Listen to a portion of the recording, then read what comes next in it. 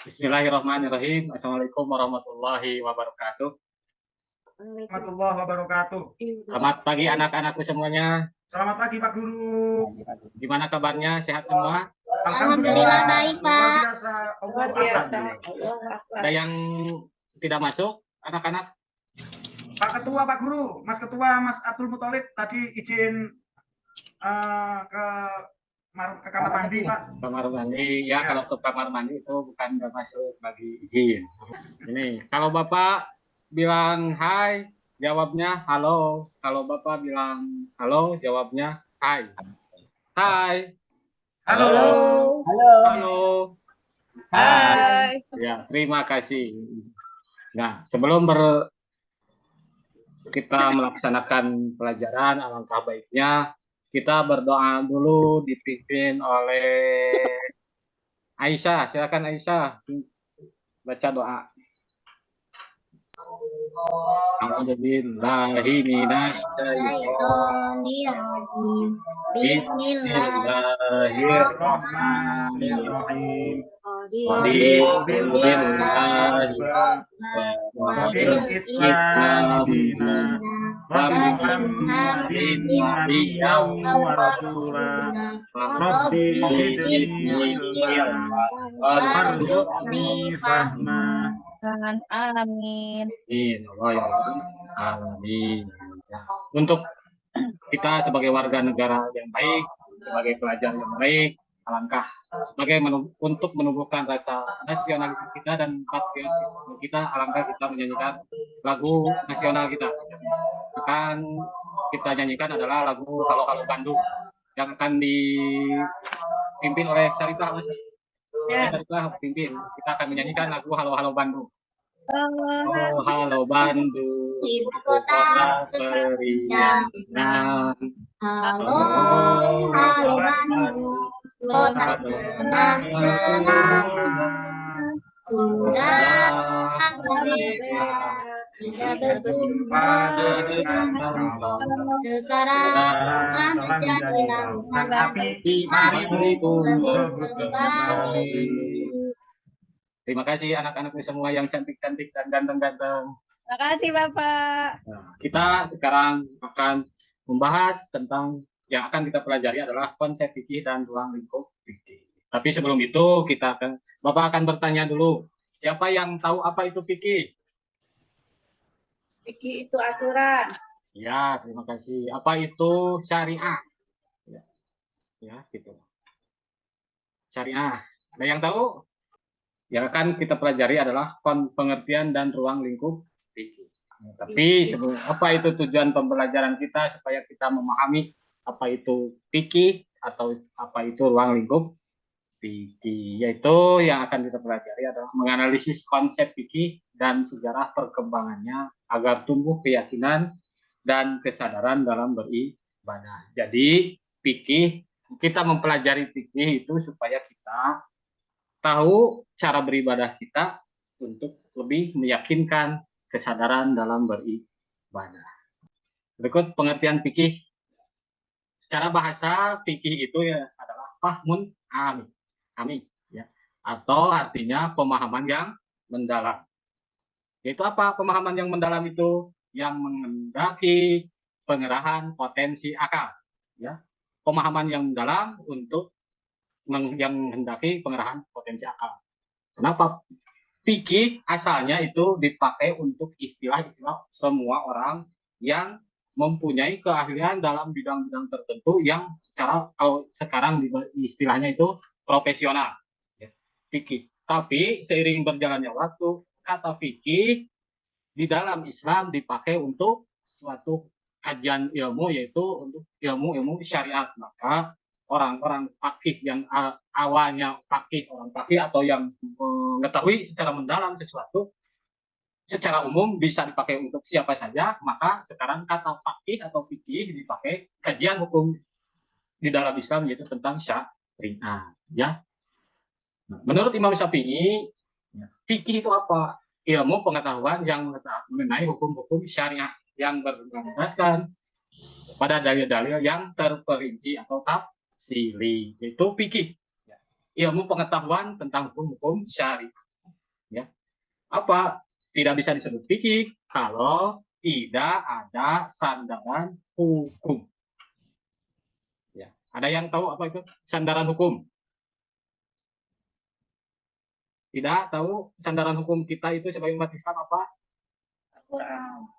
Ya, salah satunya Al-Quran. Maka perbuatan kita harus berlandaskan hukum. Misalkan Al-Quran, Sunnah, dan yang lainnya. Maka itu ada dalil-dalil yang terperinci. Selanjutnya, tetapi dalam konteksnya pengertian fikih itu banyak. Salah satunya ini menjadi 4. Nanti, ya, yang pertama, fikih itu ilmu yang mempunyai tema pokok dengan kaidah prinsip-prinsip tertentu. Tema pokok. Pokoknya apa yang menghendaki hukum itu berlaku dengan sendirinya. Ya. Maka ada kajian-kajian pokok tertentu untuk di dalam pembahasan fikih. Maka syariat ada tadi kesananya ada kias dan yang lainnya. Yang kedua, ilmu tentang hukum syariah yang berkaitan dengan perbuatan manusia. Ya. Fikih di dalamnya mengandung ada hukum yang mengenai perbuatan manusia. Ya. Apa perbuatan manusia? Semua yang kita laksanakan. Ya, anak-anak, semua yang kita laksanakan itu merupakan syariah. Baik itu perintah. Perintah itu menjadikan apa? Apa itu yang perintah? Perintah menjadikan untuk kita menjadi wajib untuk dilaksanakan. Contohnya, ada yang tahu? Perintah sholat. Yang wajib untuk dilaksanakan karena perintah? Perintah sholat. Ya, betul. Sholat. Ya. Larangan? Jangan mencuri. Ya, betul. Pilihan atau anjuran. Pilihan. Kita kan bisa mulai memilih. Ada pilihan bisa melaksanakan, bisa tidak. Contohnya seperti apa? Sholat sunat. Ya, itu sunnah. Anjuran untuk melakukan atau anjuran untuk ditinggalkan itu syariah dengan perbuatan manusia dalam konteks kehidupan sehari-hari. Ada lagi ilmu tentang hukum syariah yang berkaitan dengan ibadah dan muamalah. Ya, kita dalam kehidupan sehari-hari lebih kepada ibadahnya. Perbuatan kita ada yang dinamakan ibadah, ada juga muamalah. Ibadah kita seperti apa? Perbuatan yang menjadikan ibadah, yang disebut dengan ibadah. Itu kemana? Apa ya? Perbuatan apa yang disebut dengan ibadah dalam kehidupan sehari-hari? Coba jadi ibadah seperti sholat, zakat, dan puasa. Nah, ada lagi muamalah. Muamalah lebih bersentuhan antara hubungan antara manusia dengan manusia, manusia dengan makhluk yang lainnya seperti hewan dan yang lainnya. Ya, nah, fikih yang selanjutnya fikih diperoleh melalui dalil yang terperinci. Kenapa kita melaksanakan sholat? Perintah Allah.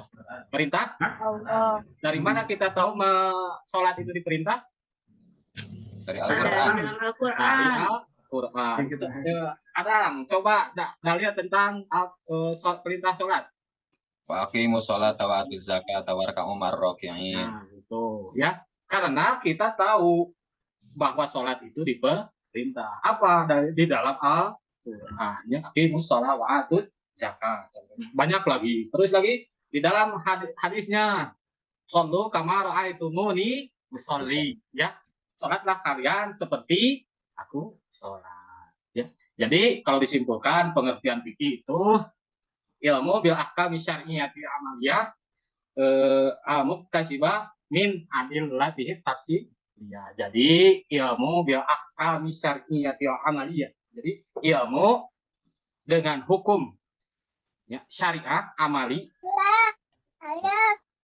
al-muktasibah yaitu dengan pengambilan hukum itu dengan dalil-dalil yang terperinci. Makanya itu secara pengertian fikih syariah.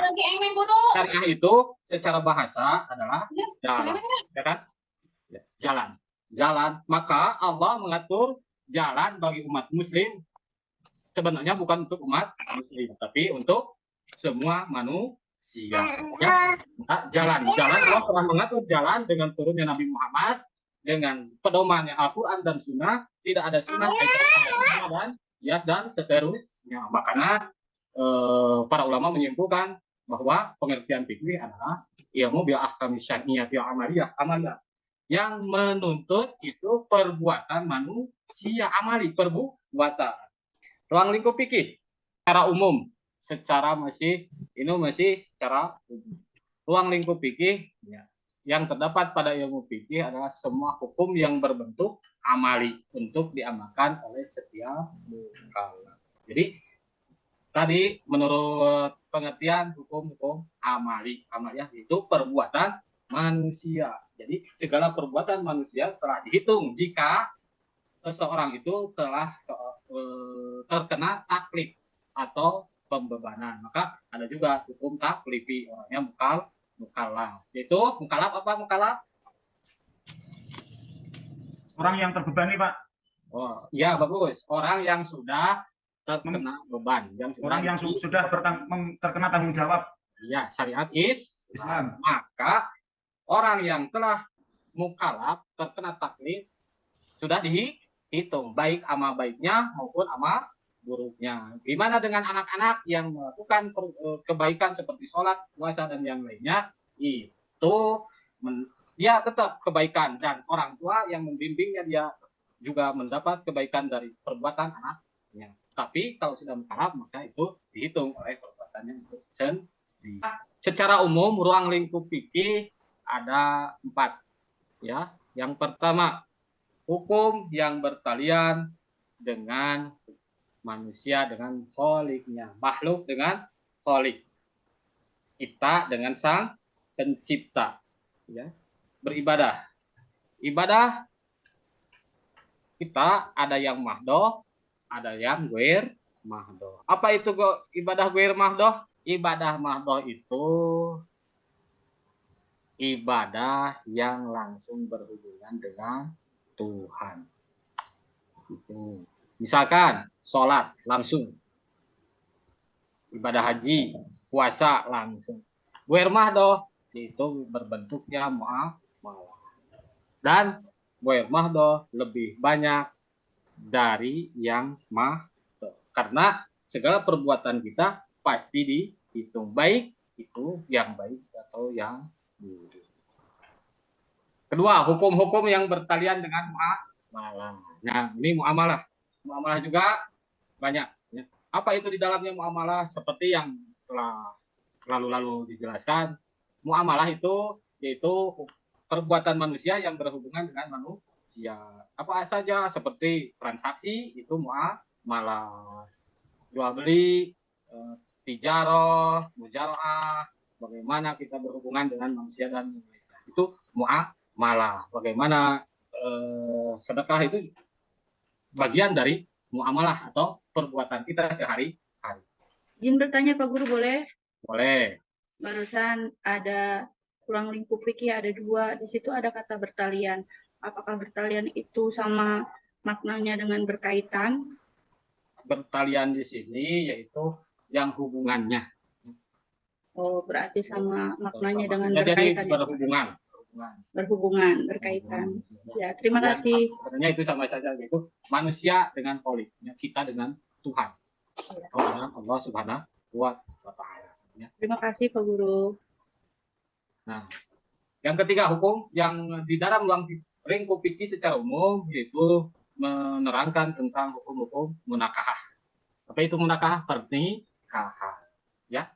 Hukum munakahah dari mulai tunangan sampai nikah, sampai punya anak, sampai mati, dan di situ ada wasiat, ada bab dari munakahah, ada waris. Siapa yang ingin cepat mendapat warisan? Ada gak? Biar orang tuanya biar lama hidup. Enggak, Pak. Dulu. Enggak dulu. Enggak dulu. Berarti masih sayang orang tua. Bagi orang anak-anakku yang ingin cepat mendapat warisan berarti ingin cepat orang tuanya meninggal. Ya. Ini munakahah dari tunangan, nikah, bagaimana hukum tata keluarga, hukum positif dan sampai bab mawaris atau faraid. Ya. Yang keempat, hukum jinayah atau hukum perdata. Hukum ini mengikat manusia. Ya. Mengikat manusia seperti apa? Hidup manusia dengan manusia itu ada yang tadi tentu manusia itu bersinggungan manusia dengan manusia yang lainnya. Maka sering kita mendengar hal-hal yang memang tidak di luar kebiasaan. Di luar kebiasaan itu maka ada hukumnya, yaitu perdata, seperti pembunuhan. Ya, itu masuk perdata atau jinayah. Ada lagi kasus-kasus perzinahan, ada lagi kasus-kasus berbuat atau dan yang lainnya banyak, ya, kasus-kasus yang memang menjadikan perlu tindakan hukum. Mungkin seperti itu. Ya, ada yang mau ditanya? Ada yang mau ditanyakan atau bertanya tentang konsep fikih dan ruang lingkup fikih? Itu Pak Guru. Ya. Tapi hukum jinayat di negara kita belum diterapkan, kenapa ya? Oh, hukum jinayat. Kenapa di negara kita tidak diterapkan hukum jinayat? Sebenarnya kalau mau menerapkan hukum, bukan hukum syariat Islam, berarti bukan hukum jinayat saja, tetapi harus menyeluruh, universal tentang hukum Islam yang ada di dalam Quran dan Sunnah. Tetapi kenapa, pertanyaannya, kenapa di Indonesia tidak diberlakukan hukum jinayah? Salah satunya karena Indonesia menganut hukum positif. Ya, nah Abdul, di Indonesia itu menganut hukum positif, yaitu dan rancangannya udah ada. Apakah orang yang layak dihukum mati? Maka di Indonesia ada juga, yaitu waktunya izin bertanya, waktunya udah lama. Sebentar, yang mau diganti dengan misalkan di Indonesia dihukum selama seumur hidup. Apakah itu mungkin berbeda? Mungkin ya misalkan seperti kisos pembunuhan, maka harus dibunuh lagi. Tapi minimal dengan dihukum seumur hidup kurang lebih hampir sama. Karena di Indonesia itu memakai hukum positif. Alasannya apa? Karena Indonesia itu merupakan negara, di kita itu negara yang multikultur dan multi agama gitu. Ya, Aisyah mau bertanya apa? Waktunya habis, Pak. Oh ya, terima kasih. Mungkin dapat Bapak simpulkan. Ya, bagaimana pelajaran hari ini? Baik, Pak. Menyenangkan, menyenangkan. Seru. Kita tahu lingkup hukum fikih, Pak. Ya, itu. Jadi kita dapat simpulkan bahwa pengertian fikih yaitu ilmu bil ahkam syar'iyyatil amaliyah al-muktasibah min adillatihin tafsiliyah, itu ilmu hukum syariat, ya. Hukum syariat dengan cara diambil dengan jalan mengambil hukum dalil-dalil yang terperinci. Ya, ruang lingkup fikih, hukum fikih itu ada 4. Yang pertama, hukum yang berkaitan dengan hukum hubungan manusia dengan koliknya. Yang kedua, hukum-hukum yang berkaitan dengan muamalah atau hubungan manusia dengan manusia. Yang ketiga, hukum yang munakahah, itu bab pernikahan sampai dengan bab mawaris itu menyambung. Yang terakhir itu hukum tentang jinayat. Itu secara umum dan secara garis besar. Dan nanti kita akan membahas semuanya itu dalam pelajaran selanjutnya. Untuk minggu yang akan datang, kita akan membahas tentang perkembangan fikih pada masa Kanjeng Nabi Muhammad SAW dan para sahabat. Sekian yang bisa dapat Bapak sampaikan. Untuk akhiri pelajaran kita, dipimpin doa kifaratul majlis oleh Abdul Muthalib.